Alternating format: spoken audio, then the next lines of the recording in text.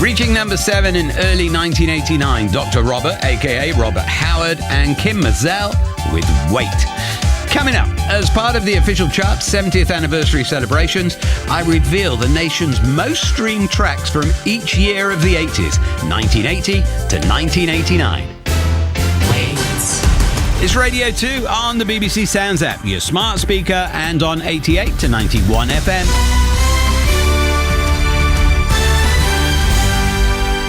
BBC News at 10 o'clock. This is Nikki Cardwell. The BBC has been told that the budgets of all government departments are to be frozen until 2025, even though their costs are rising because of high inflation. The Chancellor, Jeremy Hunt, is expected to announce the decision in his autumn statement on Thursday, when he'll try to reassure the financial markets. Most people will also have to pay more in income tax. Our political correspondent Ben Wright reports. On tax, sources say the Chancellor will try and raise an extra £20 billion in the coming years, in part by freezing income tax thresholds where they are until 2028. So while headline tax rates don't change, the Treasury raises a lot more cash as people's wages go up. Sources are also indicating that the highest paid could start paying the 45 pence top rate of tax at £125,000 rather than £150,000 as they do now. Ukraine's President Volodymyr Zelensky says Russian troops destroyed all critical infrastructure in the southern city of Kherson and nearby areas before they withdrew to the east bank of the Dnipro River. He said the city was left with no heat, electricity, water or communications. Станом на цей вечір силами оборони встановлено контроль. As of this evening, the defense forces have established control in more than 60 settlements in Kherson region. Our explosives experts have a lot of work everywhere in the liberated territory. Almost 2,000 explosive devices have already been removed. Mines, tripwires, unexploded ammunition. Emergency services have been tackling a large fire in the centre of Dundee. It's understood to have started in a shop at about 6 o'clock this evening. 2 vintage planes have collided and crashed at an air show in Texas. It's unclear how many people were on board. The guitarist Keith Levene, who was the founding member of The Clash and Public Image Limited, has died at the age of 65. His friend, the author Adam Hammond, said he'd been diagnosed with liver cancer. Mr. Hammond said they'd just completed a book about Public Image Limited and Keith Levene had been working on music to accompany it. In the Premier League, second-place Manchester City have suffered a shock 2-1 defeat to Brentford. It means Arsenal, who beat Wolves 2-0, will go into the World Cup break with a 5-point lead at the top of the table. Newcastle are third after beating Chelsea 1-0. The Chelsea manager, Graham Potter, says his squad hasn't been performing well recently. We've played a lot of games in a short space of time. You look at the injury list that we have, it doesn't make it easier. And sometimes you can get into those moments. It's tough. The Premier League is unrelenting. We've played probably 4 teams that are the best version of themselves in the Premier League recently. Elsewhere, Tottenham beat Leeds 4-3, Everton lost to Bournemouth 3-0, Liverpool defeated Southampton 3-1 and Crystal Palace were beaten 1-0 by Nottingham Forest. BBC News.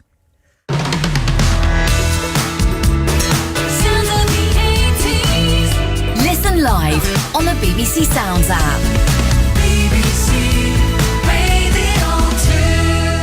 Now, the UK's official most streamed songs of the 80s with Gary Davis. Hello and welcome to the UK's official most streamed songs of the 80s with me, Gary Davis. Part of Radio 2 celebrations marking the official singles chart's 70th birthday. The chart has been created exclusively for the BBC by the official charts company and features the most streamed song released in each year since the start of the chart back in 1952. Yep, the very first singles chart appeared way back on November the 14th, 1952 in the NME. That's around 3,640 weeks ago. You'll find a show for each decade on the BBC Sounds app.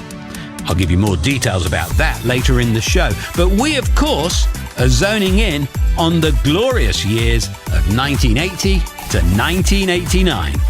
Now, these aren't the all-time bestsellers. These are the most streamed, which means that these are the 80s tracks from each year that have endured and still resonate with the streaming generation. There may be a surprise or two to come. We kick off with this iconic band's most streamed song of the 80s and third overall with nearly 148 million plays to date. Despite it only reaching number 7 here back in September 1980, its popularity has just grown and grown.